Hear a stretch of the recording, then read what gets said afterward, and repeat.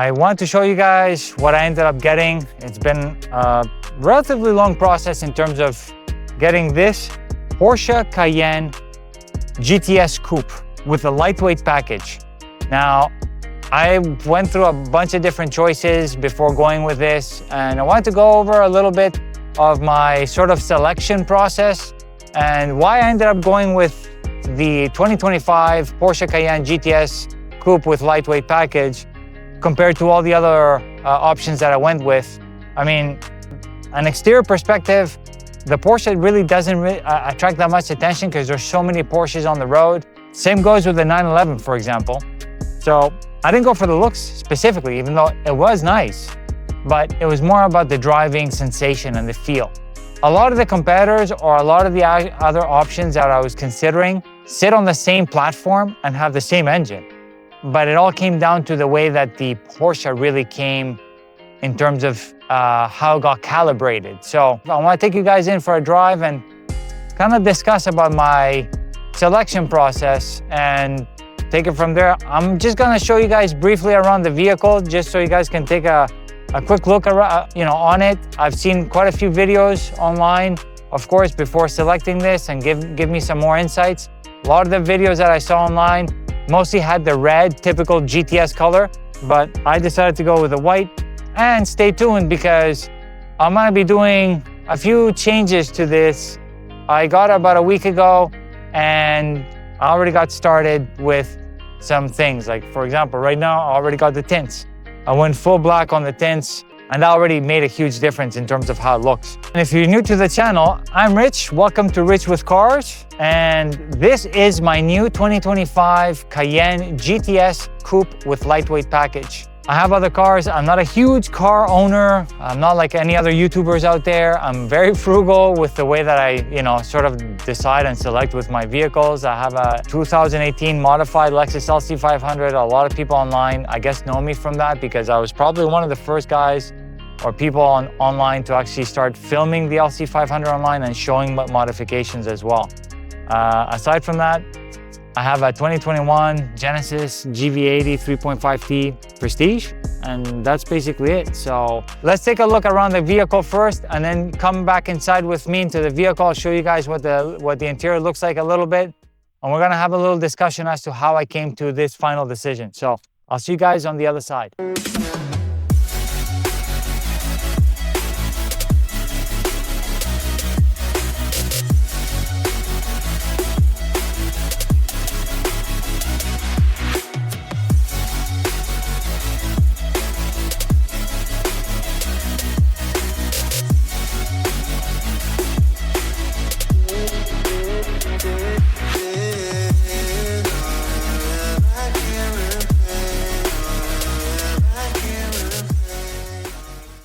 So taking a quick look around the vehicle, you guys will see that one of the things that I think is a common thing that comes with the lightweight package are these GT style wheels.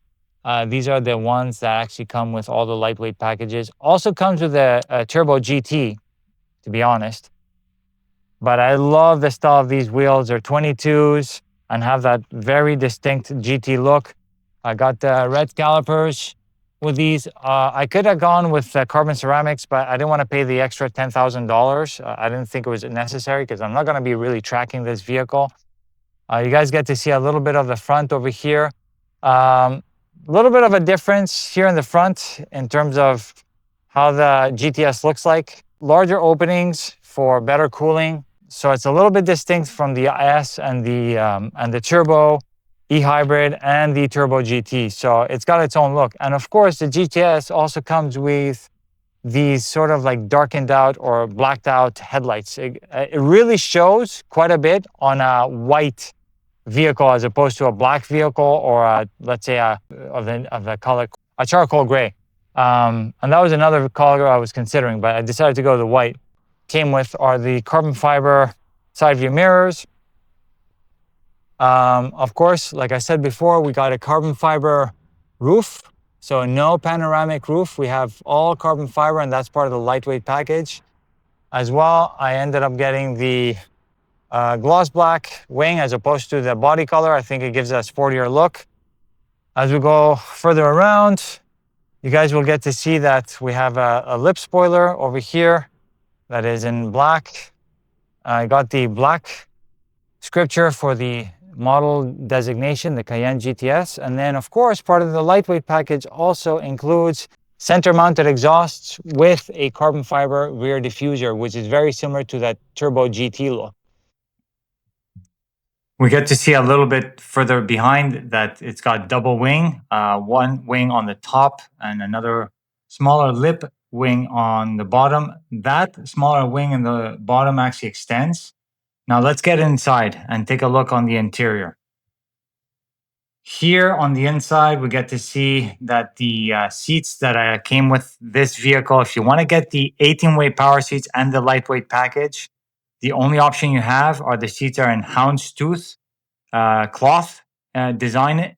And to be honest, I wasn't a big fan. This is something that is huge amongst Porsche aficionados. It's starting to grow on me a little bit, but at the end of the day, that's the only option you get if you want 18-way power seats. You also get to see the red seat belts that go alongside with the red calipers. So it's a nice little touch that when you open the doors and you see the red calipers on the outside, you also get to see the red seat belts. You get to see a little bit of the Cayenne GTS denomination side sill that actually lights up at night. That's another cool thing. And then on the door cards, you get to see a little bit of carbon fiber inlays alongside with something that I'm not a big fan of, which is the piano black. And at the same time, you get to see a little bit of leather, extended leather that ended up coming with this vehicle that goes all the way there to the bottom. And you also get to see that on the dash itself. You get to see leather all the way across the top dash. So that's a very nice little touch.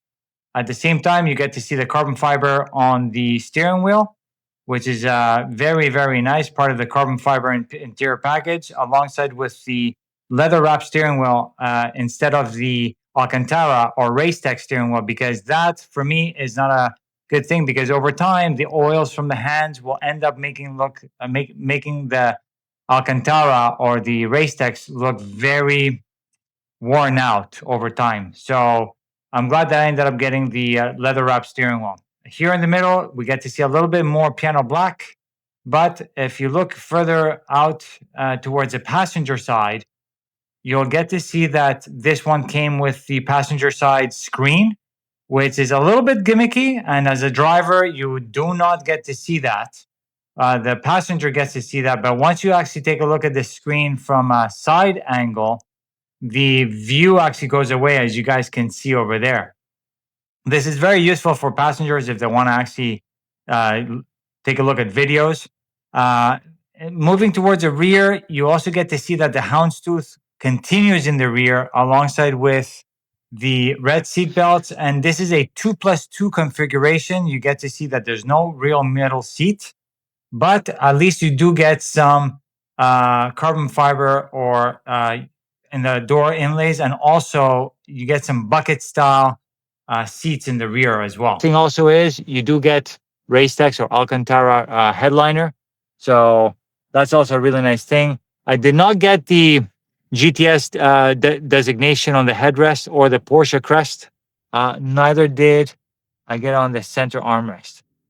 This vehicle was actually on the lot, so it's not like I basically optioned it out from scratch. So, but it had the most important options that I look for, which is basically the rear wheel steer that allows for a much better handling experience, and also the Porsche dynamic chassis control, which basically is a chassis stabilization automated that basically doesn't allow the vehicle to have any body roll on hard cornering, hard braking, or hard acceleration. So it doesn't dive, it doesn't squat, and there's no body roll when you're driving as well. So far, I'm very, very happy with this. Like I said, I've had it a week.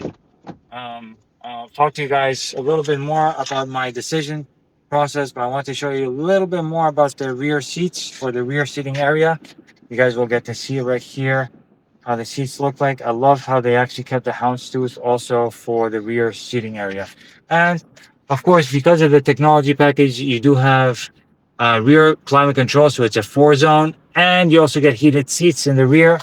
And this one also does have the automatic sun visors that are for the rear passengers as well. And at the same time, you do get also a lit up Cayenne designation. I guess I didn't have enough space to put a Cayenne GTS. So let's try to get into the nitty gritty as to why I ended up coming to the decision of getting a 25 Cayenne GTS Coupe with a lightweight package. And of course, it needed to be based on the section 179 of the IRS tax code. If you want to do accelerated depreciation, you have to do, or you have to end up getting a vehicle that's got 6,000 pounds or more in GVWR, which is gross vehicle weight rating.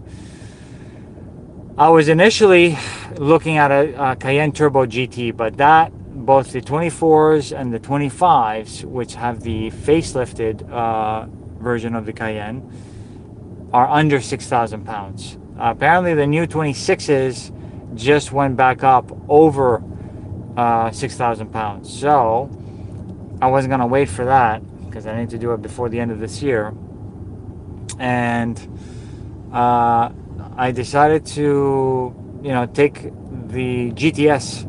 There was also the Turbo GT that I could have gone for. Not Turbo GT, my apologies, the Turbo E Hybrid. But that was a little bit out of my budget. I could have gone for something that was certified pre-owned, but still I would have been stretching my budget. I still ended up doing certified pre-owned with this Cayenne GTS. I had low mileage and I had all the options that I wanted. So, but before even getting to that, initially my first choice, to be honest with you guys, was an Audi RS6. I've always wanted an Audi RS6, and the reason why I wanted Audi RS6 was because it has both the convenience and the performance and the looks. Keep in mind, I'm originally European. Most Europeans in general do love their station wagons or their shooting brakes. So I was definitely looking to get a Audi RS6, but unfortunately, because I do also take care of my mother and I have to bring her to multiple doctor's appointments on a weekly basis because she's not doing so well, I needed to get something that would have been easy for her to get in and out of because she's either in a wheelchair or in a walker from time to time. So believe it or not, all the options that I was considering, which the RS6 was one of them, I'd have to bring her to the dealership and then test out to see if it would actually work for her. So RS6 wasn't something that worked for her. It was way too low. Even if I raised the suspension, it was still too low for her, and it was difficult for her to get in and out of. So I said, as much as I want this vehicle, I can't really get it. I have to be a little bit cognizant of that. So the next thing I was looking at was Audi RSQ8, and I really like the RSQ8, but I wasn't in love with it. The RSQ8 for me, I have a lot of respect for, and don't get me wrong, I think you probably get better value for your money if you're talking about same price range, because this Cayenne GTS Coupe with the lightweight package is more or less the same price as a RSQ8. Actually, it's a little bit more, but the fact that I got certified pre-owned with low miles comes down to the same price more or less as a brand new RSQ8. Now the RSQ8 has a performance, definitely has way more horsepower than the Cayenne GTS. It's based off of the same chassis, same platform, and it's got the same engine, but it's got more horsepower because it's tuned differently. This one on the GTS is a little bit detuned. It's about 500 horsepower. But when I drove the RSQ8, it didn't give me the same driving enjoyment that I got out of driving the Cayenne GTS. The other thing also that I noticed that was considerably different between the RSQ8 and the Cayenne GTS was the suspension. I find that Porsche calibrated their suspension way better. Don't forget that this has dual chamber air suspension, and the one that I tested out also has a PDCC. Now don't get me wrong, RSQ8 also has their own version of PDCC, which is a dynamic chassis control system that keeps the car level when you're taking turns or you're accelerating hard or braking hard. So basically it won't nosedive, it won't squat, or it won't have any body roll. But still, I've driven Porsches before. I've driven a 911 before. I've driven a Boxster before, and you know, I just found that the feeling that I got out of driving the Cayenne was different than that of the RSQ8. The other option that I was looking at was a used 2024, I believe, Aston Martin DBX707. That would be on top of my list. But the problem with that, frankly speaking, and don't get me wrong, guys, I've reviewed a lot and I have a lot of respect for Aston Martin, don't get me wrong. And also you got the badge. I think the Aston Martin badge gives you a much better aura, if you want to call it, if you're into that, than a Porsches, for example. But given my experience and my time with lots of Aston Martins that I've reviewed, I was certainly afraid of the reliability, and I didn't want to really go get something that was going to be potentially in the shop all the time. I knew a couple of owners of Aston Martin DBXs, and both of them, believe it or not, had problems with the air suspension, covered under warranty, but it still spent quite a bit of time at the dealership. So, as much as I wanted an Aston Martin DBX707, I just wasn't ready for, you know, all the stuff that I was going to be dealing with in regards to the reliability and having to deal with having the car in the shop.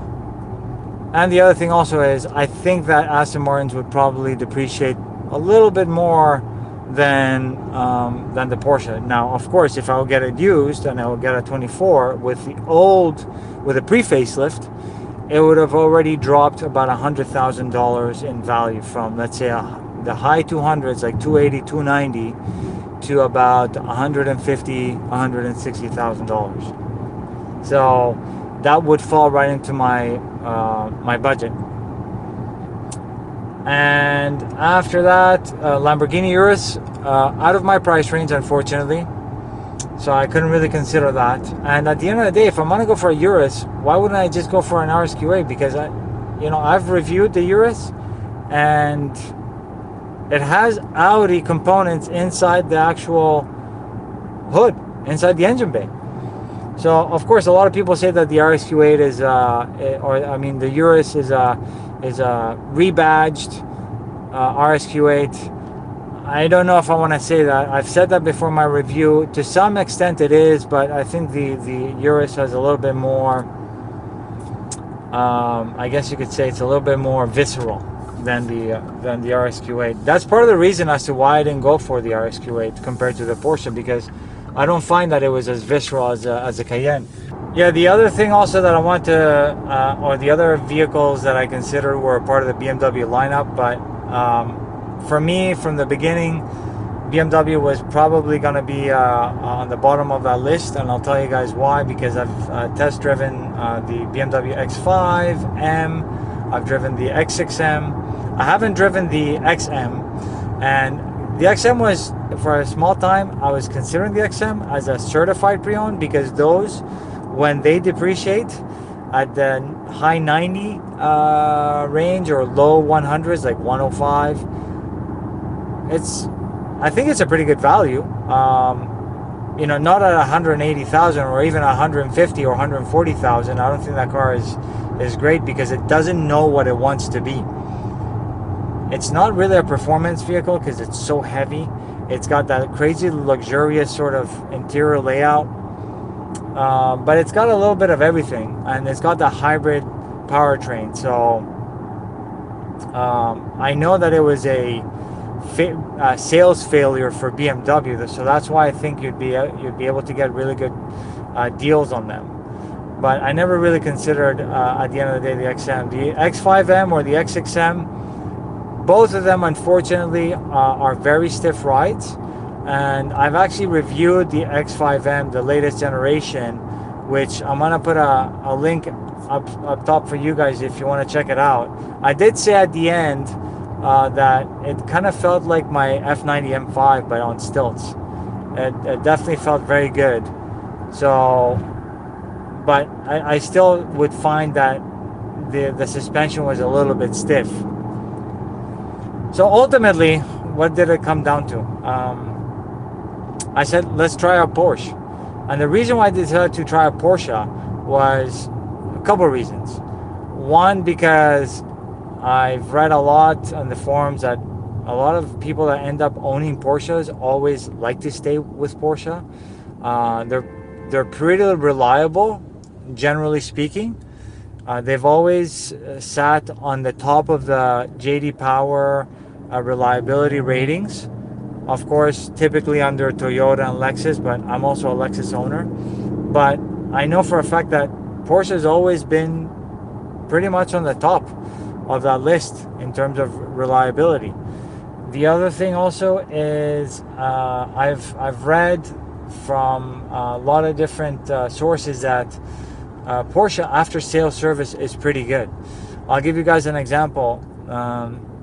I think it was on the 991 generation GT3s when they were having a recall on the engines. Porsche decided to actually take in all the GT3s around the world and replace the engines. I mean, that's not cheap, guys.